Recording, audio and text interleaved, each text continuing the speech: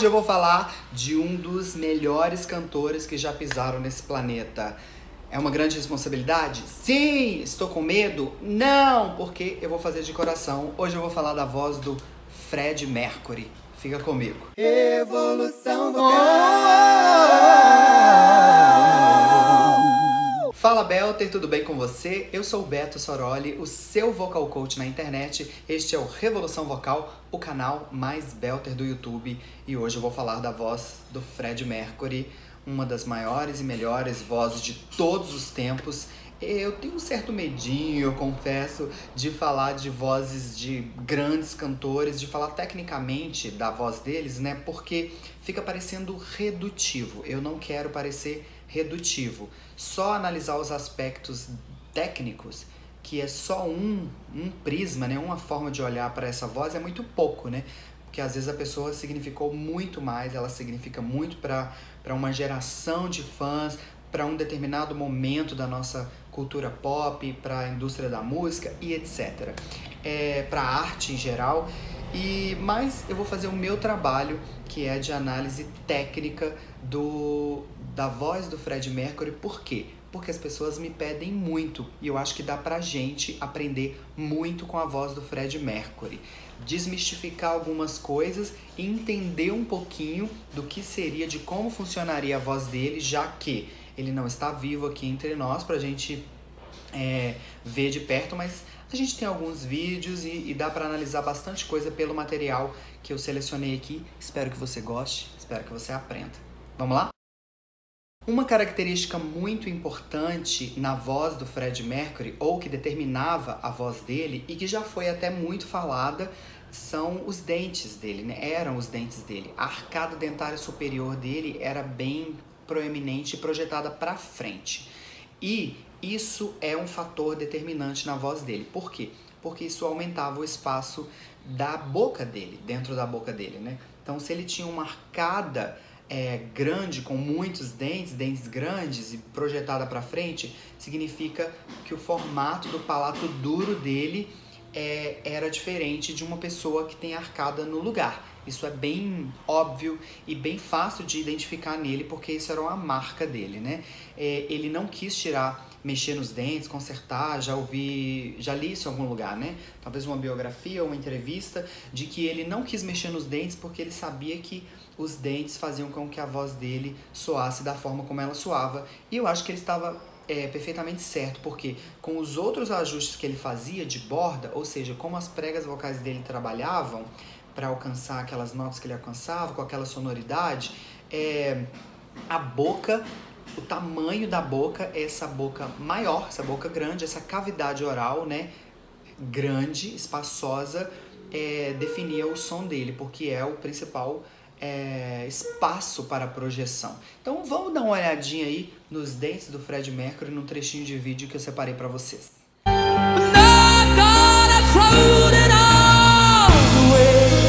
Além desse grande espaço de cavidade oral devido à arcada superior proeminente, ou seja, os dentes assim grandes para frente, parece que ele tinha até mais incisivos do que o normal, o Freddie Mercury também utilizava bastante o fundo da boca. Ele fazia uso de uma manobra que no belting contemporâneo a gente conhece como manobra da meia cobertura, que consiste em você ampliar o fundo da boca e somar com o espaço da frente também. Então, ou seja, você abre bastante a sua boca. Então ele tinha bastante espaço na frente, abria bastante no fundo, e isso propiciava bastante volume e um timbre encorpado para a voz dele, né? E aí você vai falar: nossa, Soroli, lá vem você dizer que todo cantor bom é belter, faz belting contemporâneo. Não é todo cantor bom que faz belting contemporâneo, e não necessariamente ele sabia o que era belting contemporâneo.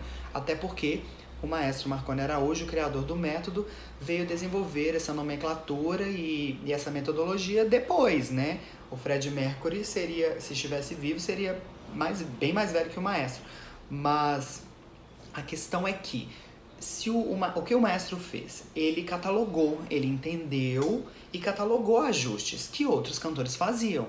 o benefício da metodologia dele, que está num livro, que está em cursos, que está em aulas, né? Tem professores, um monte de professores formados nessa metodologia hoje em dia no Brasil, é que ele catalogou e transformou num método, coisas que outros cantores poderiam ter descoberto sozinhos e podem descobrir. Não significa que você tem que entender o belt contemporâneo. Eu acho que o belt contemporâneo é um atalho, né? E o Freddie Mercury fazia bastante essa manobra. E não só essa, como outras. Mas vamos ver aí ele fazendo a manobra da meia cobertura num trecho de vídeo que eu separei pra você.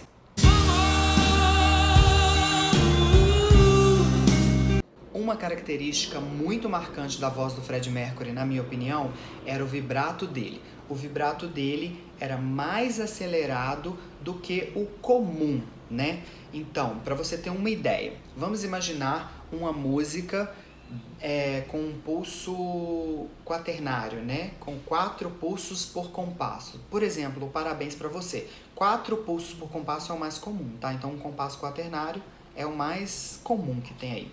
Então, 1, 2, 3, 4. 1, 2, 3. Parabéns pra você nessa 1, 2, 3, 4, ok? Guarda essa informação. O comum é que um vibrato tenha 3 vibrações por pulso, 4 vibrações por pulso. Isso soa confortável para o nosso ouvido. Quando a gente faz mais lento ou mais acelerado que isso, não é que vai soar desconfortável, mas vai passar uma dramaturgia diferente. Se for mais acelerado, vai passar uma dramaturgia mais intensa, mais desesperada. E se for mais lento, vai passar uma coisa mais pesada, mais sofrida. Então, se eu fizer um vibrato aqui na nota final de cada frase do parabéns pra você, em 3 vibrações por pulso. Parabéns pra você nessa data querida. Fiz 3. Tá vendo que soa mais ou menos natural. Eu tô fazendo ele marcadinho e duro, mas você vê aqui. 1, 2, 3, 1, 2, 3, 1, 2, 3. Ele soa confortável pro ouvido. Até 4, acho que nesse ritmo aqui ainda vai, nesse andamento, ainda vai soar bem. Quer ver, ó? Parabéns pra você. 1, 2, 3, 4, 1, 2, 3, 4, 1, 2, 3, 4, 1. Tô fazendo 4 vibrações por pulso. O Freddie Mercury, em determinadas músicas, ele vibrava 6 por pulso. Ou seja, o dobro de uma coisa padrão normal. Então, isso dava uma flexibilidade para as pregas vocais dele, quando ele estava trabalhando numa borda que exigia tensão, ou seja, ele estava com a tensão nas pregas vocais e ele usava o vibrato para poder, provavelmente, para poder criar uma flexibilidade ali e conseguir sustentar a nota por mais tempo. E também isso se tornou uma marca expressiva dele, porque então as músicas soavam sempre viscerais, desesperadas, né? Uma dramaturgia assim, fora do comum. Então, vamos dar uma olhada nesse vibrato acelerado que eu mencionei aqui num trechinho de vídeo que eu separei para vocês. How can I go on from day to day? Who can make me strong in every way? O Freddie Mercury também usava bastante drive, né? Ele usava um drive geralmente glótico, ou seja, produzido lá nas pregas vocais, que talvez fosse também resultado de como ele soprava e de como ele usava a borda, o fechamento das pregas vocais. Nossas pregas vocais são músculos, então elas se contraem, elas se alongam, elas se aproximam e elas têm várias configurações possíveis. É isso que eu ensino para os meus alunos, é uma das coisas mais importantes que eu ensino para os meus alunos nos meus cursos, a eles entenderem essas bordas, fechamentos e como eles controlarem isso. O Freddie Mercury, ele tinha umas configurações que daqui a pouco eu vou falar. É a última coisa que eu vou falar e eu acho que era o segredinho dele para cantar da forma como ele cantava. Mas, junto com isso, ele acabava produzindo drive. E o que deixava a voz dele bem assim, soando agressiva, né? O drive ele tem essa característica, ele confere agressividade, quase que uma sujeira ali pro som. E isso, se for feito de uma forma que o cantor não está se matando para fazer, não está se machucando, a gente gosta muito de ouvir. Principalmente no rock and roll e no pop, né, que se usa muito. Hoje em dia se usa drive até no sertanejo, né? Então, se ele for feito de uma maneira confortável, a gente gosta de ouvir. Por quê? Porque a gente gosta daquela sujeira ali no som, daquele som que não é perfeitinho, igual no canto lírico, né? Totalmente cristalino, porque a expressividade, a arte tem muitas outras nuances, né? E não só uma. O rock and roll, por exemplo, já nasceu iconoclasta, rompendo com os padrões antigos, já tem a ideia de rebeldia. Ele era um ícone de rebeldia, de liberdade, ele se vestia de mulher nos vídeos, né? O Freddie Mercury, ele com certeza ele era um ícone de rebeldia, uma pessoa assim que expressava uma forma livre de viver, de ser. E o drive na voz acaba reforçando essa mensagem aí no som dele, porque não era um som limpinho. Por exemplo, ele cantando com a Montserrat Caballé. A Montserrat é uma cantora lírica, e aí esse contraste de uma voz rock com uma voz lírica, pra gente é especial, soa mais especial ainda. Então, esses drives que ele fazia na voz, principalmente esse rasping, né? Um drive glótico, deixava a voz dele muito especial. E eu acho que é pela forma como ele fechava as pregas vocais, aduzia, a borda que ele usava e a maneira como ele soprava. Acabava produzindo esse drive aí. E como era confortável para ele, ele continuava fazendo. E como era lindo, todo mundo gostava, ele continuava fazendo. E como combinava com a dramaturgia do que ele queria expressar, ele continuava fazendo. E que bom que ele fez. Vamos dar uma olhadinha num trechinho de vídeo que eu separei para vocês.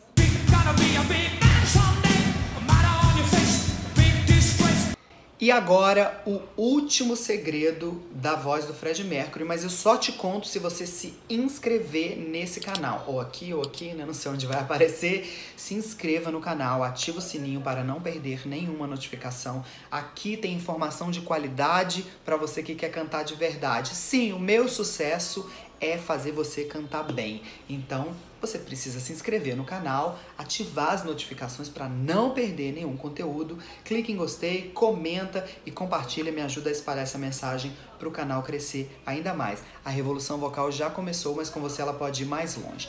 Então vamos para o último detalhe, característica, segredo aqui da voz do Freddie Mercury.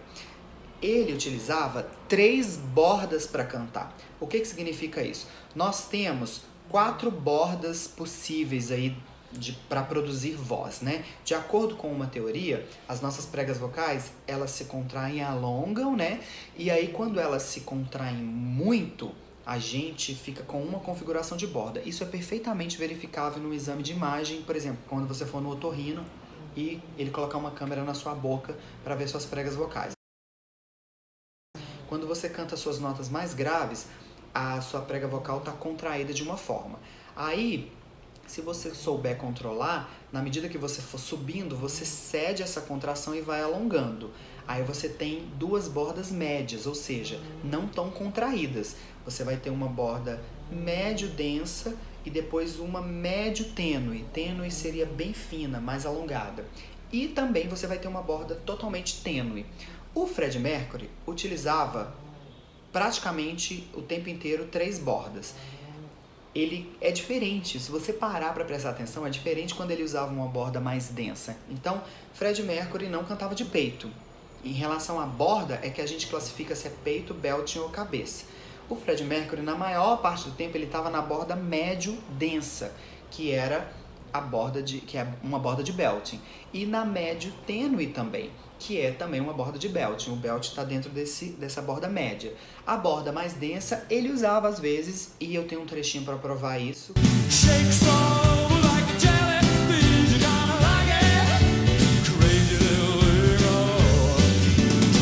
E então ele ficava transitando entre essas 3 bordas. Veja a diferença de quando ele está na borda densa, de quando ele está na borda média e de quando ele está na borda médio tênue.